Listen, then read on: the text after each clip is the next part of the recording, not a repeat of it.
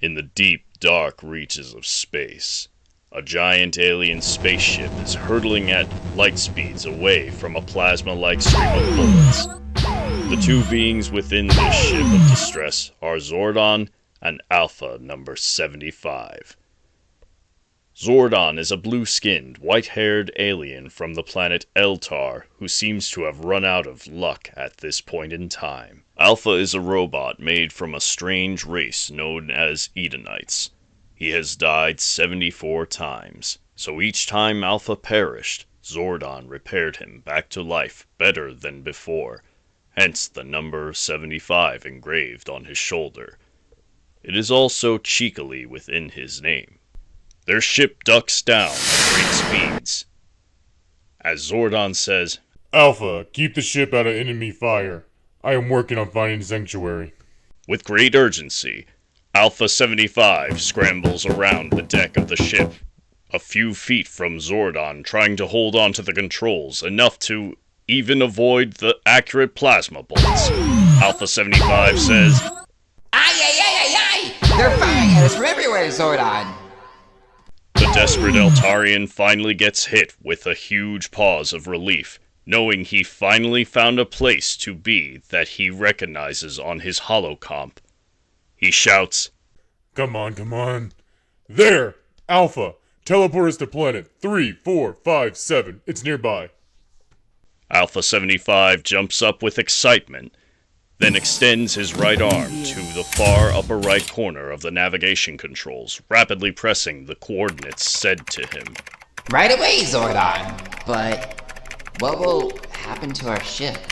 Alpha 75 asks with concern. Zordon bows his head down, eyes closed, one tear flowing slowly down his left cheek.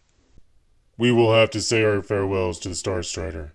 Better do so than be dead, he said with great sorrow. Unknown to them, their enemies had infiltrated the ship's hull moments ago, as gray twisted fingers start to pry open the back doors of the ship's control room, then eventually, within a matter of moments, succeed at opening the doors. A huge flood of disturbing humanoid creatures start to rush in, trying to pull Zordon and Alpha from the ship's controls. The strange creatures shout menacingly. Their faces, hands, and feet look like dried-out clay. These strange beings' bodies are misproportioned, shaped like armor almost, and areas of their flesh are ripped through like tears on the surface asphalt. The teleportation coordinates Alpha put in moments ago come in handy as a huge purple and black energy portal rifts open in the middle of the room. The residual kinetic energy from the portal's rift effect blew the creatures away from Zordon and Alpha long enough for them to make their opportune leap out of there. Sure enough, Alpha and Zordon leap through the portal, transporting them through space at quantum leaps of speed to their destination. In the middle of this travel, Zordon calls out to his friend, yelling, Hang on, Alpha! In an urgent tone. In mere moments, they both flip out of the portal that was made at the other end of the coordinates. Purple lightning surges off of them, both briefly as they look up in slight excitement to see their bunker Zordon had on this planet remained undiscovered. Alpha 75 says, That's enough adventure for the week, sir. I don't think my hardware can handle this again anytime soon. Ugh. With pure exhaustion. The portal behind them is over halfway done closing, but is suddenly halted by a pair of golden claws that start to stretch and tear the portal apart, till it gets forced open again. A huge sphinx-looking monster walks from it into this emergency bunker area where Zordon and Alpha look at it in horror as it says, "You will not escape me!" Zordon immediately knows who they are up against, swelling up with anger, clenching his fists tightly, shouting, Goldeath, you fool! The portal has become unstable because of your recklessness. With absolute disappointment and rage. This being, known as Golddeath, is known throughout the cosmos as general to an army called the Putty Warriors, and loyal servant to his master named Lord Repulsa. Golddeath looks like a walking sphinx wearing golden armor, and has giant black wings that look like the tips are molting away. His face is shrouded with a mask of some kind, leaving the only thing left to truly see of him is his blood-red eyes of evil. Golddeath spits at the ground after hearing Zordon speak and says, Spare me the lecture, Zordon. The force of its instability won't affect my body.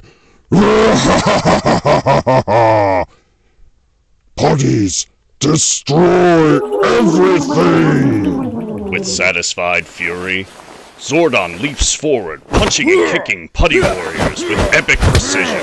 Alpha 75 starts doing the same, then extends his left arm forward, grabbing the face of one of the Putty Warriors and starts using it like a wrecking ball, smashing it involuntarily against its brethren rapidly.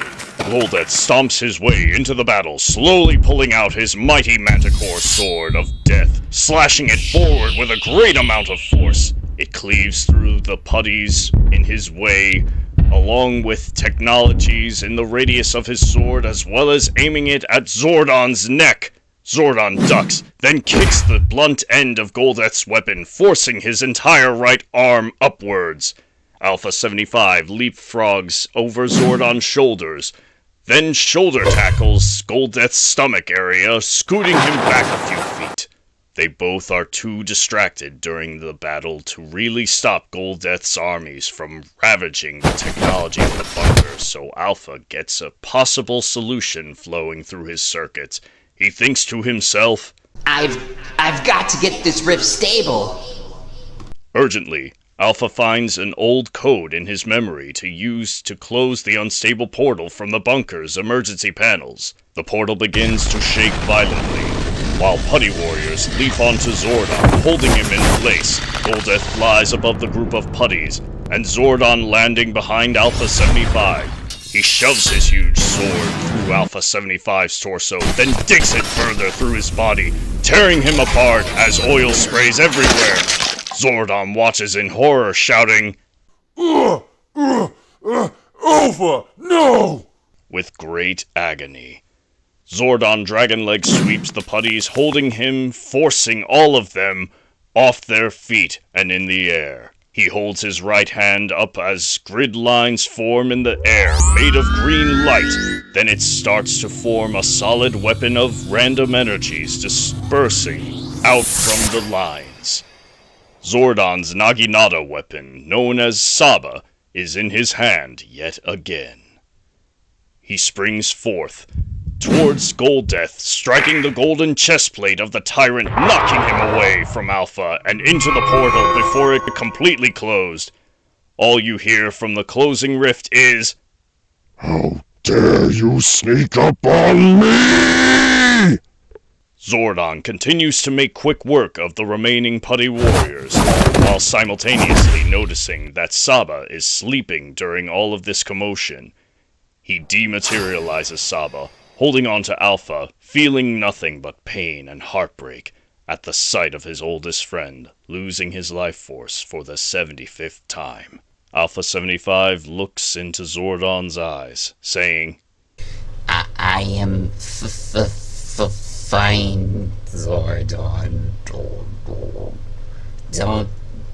Don't worry, okay?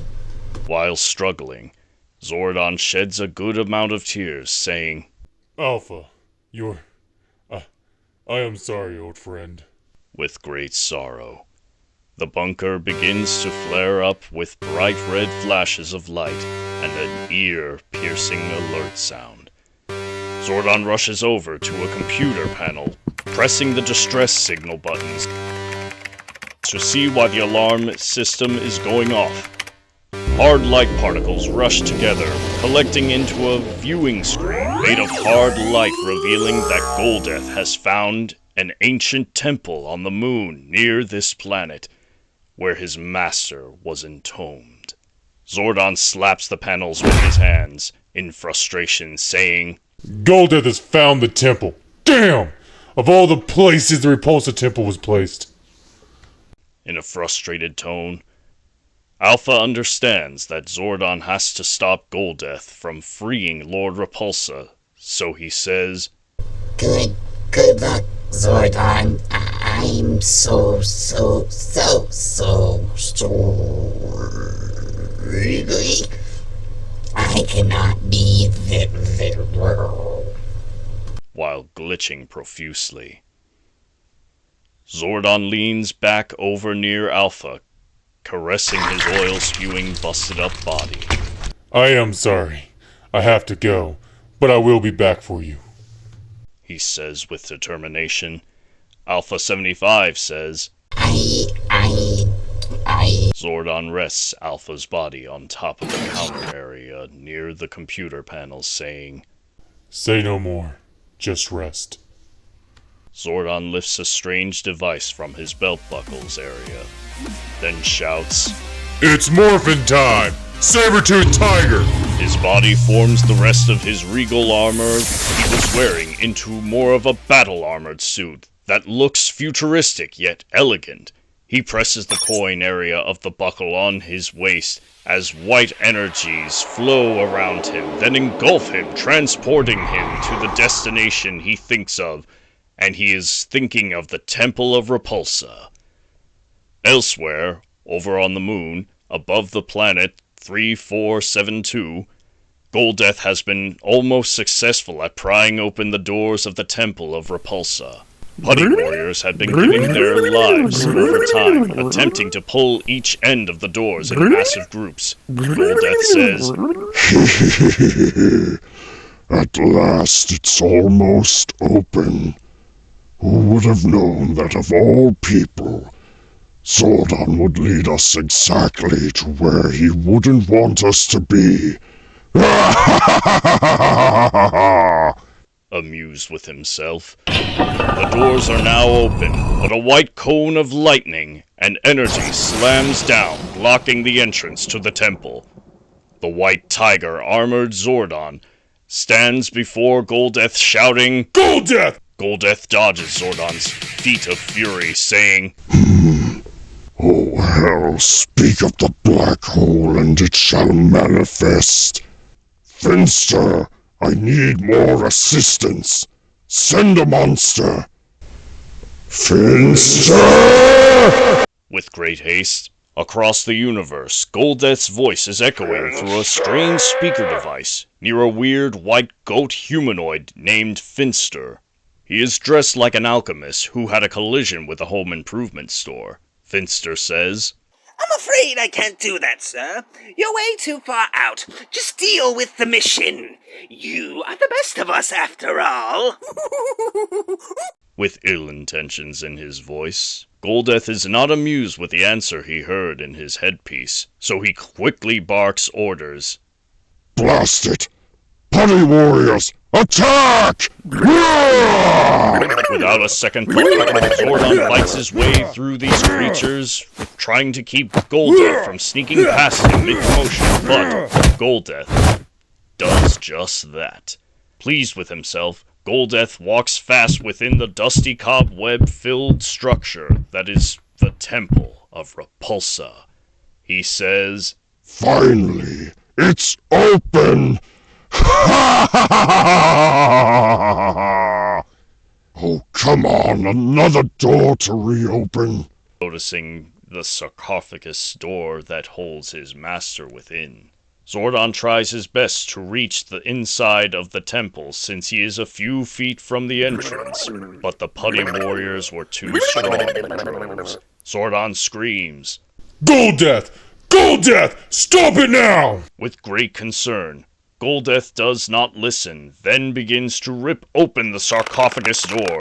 Zordon finally enters the temple, but it's too late. The sarcophagus is open, and out walks a frail corpse-looking old man. His every move sounds like the snapping of old wood.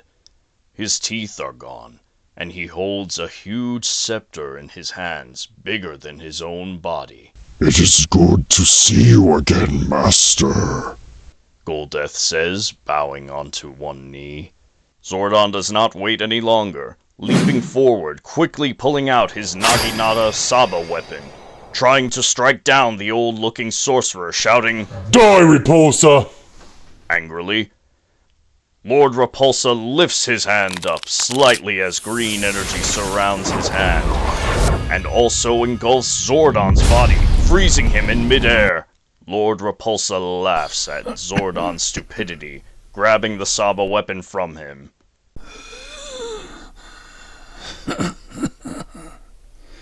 You know better than to try to strike me down so easily.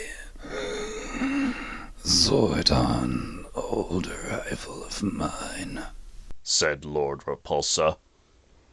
Lord Repulsa begins to drain the Saba weapon's life force, making him younger while dwindling the Naginata into nothing but a curved sword, as the weapon itself says. What's going on? Why are we not fused? Oh, who is that? Zordon? Feeling scared, Lord Repulsa says, such power. And who or what is this? Oh, how nice it is to be free. Thanks, Goldeath. Feeling great, Saba manages to fly out of Repulsa's grip, trying to flee, saying, No, get away! I cannot fall into the wrong hands! Ah! Zah! Lord Repulsa is shocked, saying,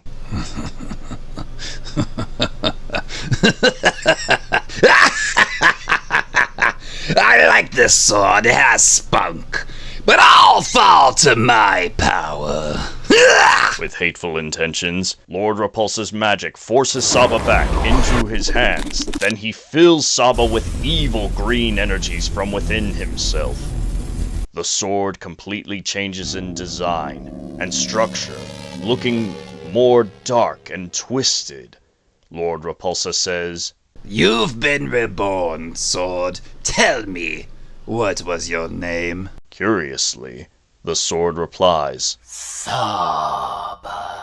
in a trance-like manner. Oh, I see. Well, your new name is now Dragon Saba. Since I merged this dragon power I took from you with this other half of your blade, Zordon. Your power is mine now! Lord Repulsa says loudly with hateful pride. The sword says,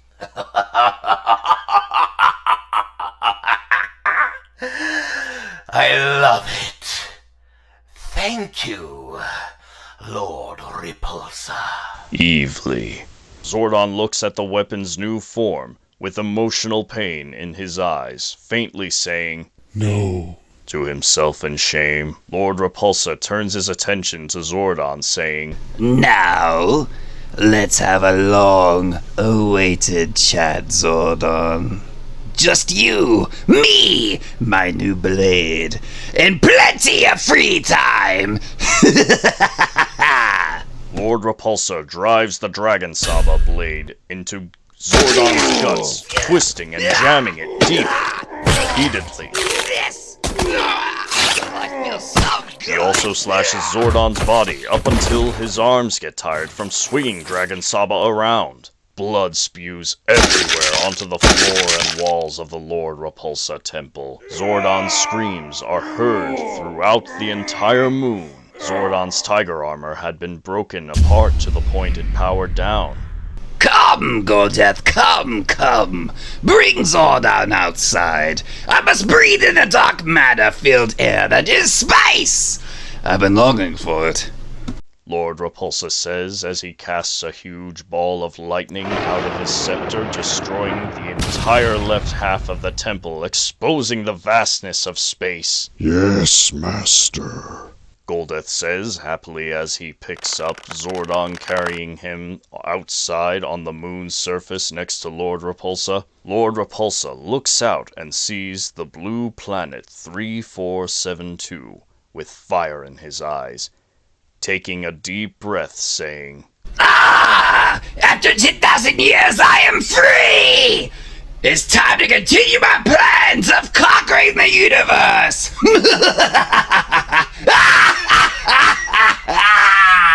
menacingly. Meanwhile, over at the bunker, Alpha 75 hears his monitor system say, Power cells at 10%. He looks at the blank floor near him, thinking to himself,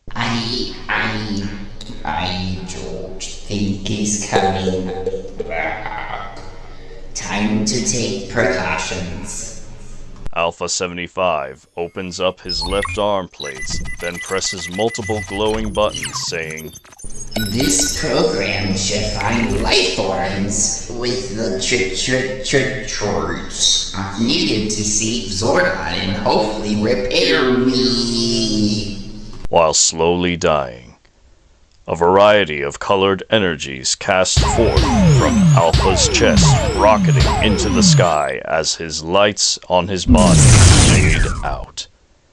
All you hear is Alpha's system say, Now entering rest mode. To be continued next time on Mighty Morphin Power Rangers, Universe 3072's episode After 10,000 Years, Part 2.